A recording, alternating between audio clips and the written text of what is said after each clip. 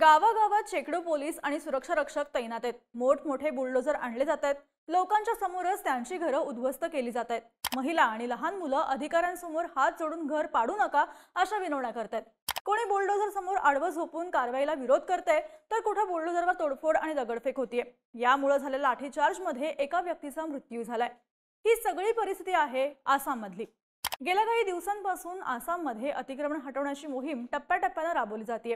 एकीकडे सरकारकडून अतिक्रमण हटवण्यासाठी, घुसखोरांचा सुळसुळाट कमी करण्यासाठी आणि आसामच्या लोकांच्या हक्कांच्या संरक्षणासाठी बाहेरून आलेल्या लोकांना काढून टाकण्यासाठी ही मोहीम असल्याचं सांगितलं जात आहे। तर दुसरीकडे याद्वारे एका विशिष्ट धर्मातल्या लोकांना टार्गेट केलं जात असल्याची टीकाही होतीये। महत्त्वाचं म्हणजे अदानींना फायदा व्हावा यासाठी हे अतिक्रमण हटवलं जात असल्याचे आरोपही सरकारवर होत आहेत। आसाममध्ये नेमकं काय घडतंय, तिथलं अतिक्रमण एवढ्या मोठ्या प्रमाणावर का हटवलं जातंय, त्याला विरोध का होतोय, यामध्ये अदानींचा रोल काय आहे, सगळीच माहिती या व्हिडिओच्या माध्यमातून जाणून घेऊयात। नमस्कार, मी अदिती आणि तुम्ही पाहताय बोल भिडू। या सगळ्याची सुरुवात झाली 8 जुलैपासून। आसामच्या धुबरी जिल्ह्यातल्या घुसखोरांना बाहेर काढण्यासाठी सरकारकडून अतिक्रमण हटवण्याची मोहीम राबवण्यात आली। त्यावेळी रस्त्यावर मोठ्या प्रमाणात सुरक्षा रक्षक आणि पोलिसांचा फौजफाटा तैनात करण्यात आला होता। आसाम सरकारच्या माहितीनुसार त्या दिवशी जवळपास 2000 एकर जमिनीवरचं अतिक्रमण हटवण्यात आलं। पण सरकारच्या या मोहिमेला लोकांचाही मोठ्या प्रमाणात विरोध झाला।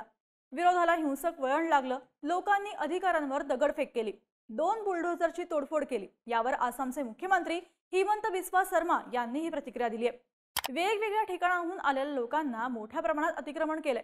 लोकहिताच्या प्रकल्पांसाठी या जमिनींचा वापर करता यावा म्हणून आपण त्या जागा साफ केल्या पाहिजेत। 10 जुलैला गोलपारा जिल्ह्यात ही कारवाई होईल असं ते म्हणाले। यानंतर गोलपारा जिल्ह्यातही अशीच कारवाई झाली। तिथं सुद्धा या कारवाईला प्रचंड विरोध झाला। हजारो गार्ड्स आणि पोलिसांचा ताफा, बुलडोझर, लोकांचा हिंसक विरोध अशी सगळी परिस्थिती दिसली। अतिक्रमण हटवण्यासाठी आदल्या रात्री बंदोबस्तावर असणाऱ्या गार्ड्सवर लोकांकडून हल्लेही करण्यात आले। यात जवळपास 10 कॉन्स्टेबल जखमी झाले। लोकांकडून जाळपोळ झाली, ज्यानंतर त्यांच्यावर नियंत्रण ठेवण्यासाठी पोलिसांना गोळीबार करावा लागला। यामध्ये 3 स्थानिक लोकांना गोळी लागली, ज्यातल्या एकाचा मृत्यू झाला तर 2 जण जखमी झाले। त्यानंतर मंगळवारी 29 जुलैला अतिक्रमण हटवण्याच्या मोहिमेचा तिसरा टप्पा राबवण्याची घोषणा झाली। या अंतर्गत आसामच्या गोलाघाट जिल्ह्यातही कारवाई करण्यात आली। आता या सगळ्याबद्दल आसाम सरकारची बाजू काय आहे ते आधी समजून घेऊया। आसाम सरकारच्या म्हणण्यानुसार ज्या ठिकाणी आधी प्राणी आणि वनस्पतींच्या वेगवेगळ्या प्रजाती राहायच्या, ती जागा आता घुसखोरांनी घेतली आहे। सरकारकडून दिलेल्या माहितीनुसार गोलपारा जिल्ह्यात पैकान फॉरेस्ट रिझर्व्ह आहे। या ठिकाणी घुसखोरांचं प्रमाण प्रचंड वाढलंय। हजारो एकरच्या वनजमिनी दिवसेंदिवस घुसखोरांच्या ताब्यात जात आहेत। इथे लोकवस्ती वाढली आहे। तसंच गोलाघाट जिल्ह्यातल्या ओरिंगमा भागात रेंगमा फॉरेस्ट रिझर्व्ह आहे। इथे जवळपास 5000 एकरवर असलेल्या वनजमिनीवर 2000 पेक्षा जास्त कुटुंबांची घरं आहेत। त्यापैकी बऱ्यापैकी कुटुंब ही बंगाली मुस्लिम आहेत। उरलेली 42 मणिपुरी मुस्लिम कुटुंब आहेत, तर 50च्या आसपास नेपाळी कुटुंब आहेत। आसाम मधले भाजप नेते आणि आमदार बिस्वजित फुकन यांनी दिलेल्या माहितीनुसार घुसखोरांनी वनजमिनीवर बेकायदेशीररित्या कब्जा केलाय। त्या ठिकाणी हे लोक परवानगी नसताना पक्की घरं बांधून राहत आहेत।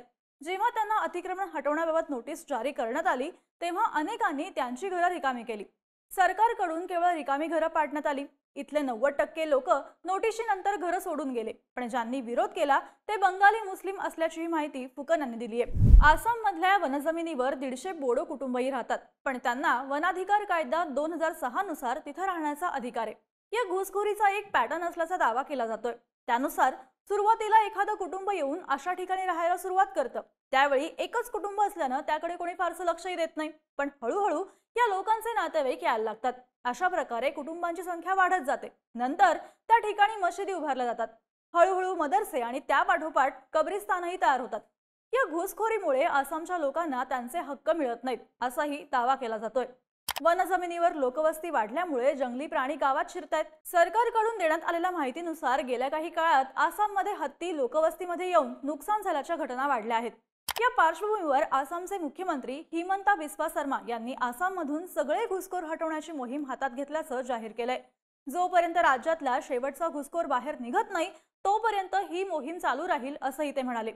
शर्मा यांनी दिलेल्या माहितीनुसार आसामच्या पश्चिम भागातले मुस्लिम बहुल जिल्हे आणि आसामच्या पूर्वेकडून अनेक मुस्लिम लोक या ठिकाणी येऊन राहत आहेत। काही लोक बिहार आणि बंगालमधून आल्याचंही शर्मा यांनी सांगितलंय। या मोहिमेच्या माध्यमातून आतापर्यंत 50,000पेक्षा जास्त घुसखोर बाहेर काढण्यात यश आलंय। ही मोहीम पुढेही चालूच राहील असं त्यांनी जाहीर केलंय। हिमंत बिस्वा शर्मा यांच्या म्हणण्यानुसार घुसखोरांचं अतिक्रमण हटवण्याच्या या मोहिमेला स्थानिक लोकांचंही समर्थन आहे। पण सरकारच्या या मोहिमेवर मोठ्या प्रमाणात टीकाही होते। या मोहिमेअंतर्गत धुबरी, लखीमपूर, गोलपारा, गोलाघाट अशा अनेक भागातल्या घुसखोरांवर कारवाई करण्यात आली। माध्यमांनी दिलेल्या माहितीनुसार कारवाई केली जात असलेली बहुतेक कुटुंब ही बंगाली मुस्लिम आहेत। 2021च्या आसाम विधानसभा निवडणुकीच्या प्रचारावेळी भाजपनं घुसखोरांना हटवण्याचं आश्वासन दिलं होतं। आता पुढच्या वर्षी आसाममध्ये निवडणुका होणार आहेत, त्यामुळे अतिक्रमण आणि घुसखोरांच्या विरोधातल्या कारवाया तीव्र झाल्याचंच बोललं जात आहे। या सगळ्यात सरकारवर आणखी एक टीका होती, ती म्हणजे सरकार अदानींच्या प्रोजेक्टसाठी जमिनी खाली करण्यासाठी ही कारवाई करते। खरं तर आसाममध्ये अदानी समूह हा Assam power distribution company limited म्हणजेच APDCL यांच्यासोबत एक थर्मल पॉवर प्लांट उभारणार आहे। त्यासाठी ही जागा लवकरात लवकर अदानी समूहाकडे ट्रान्सफर करण्यासाठी ही कारवाई केली जात असल्याचीही टीका होतीये।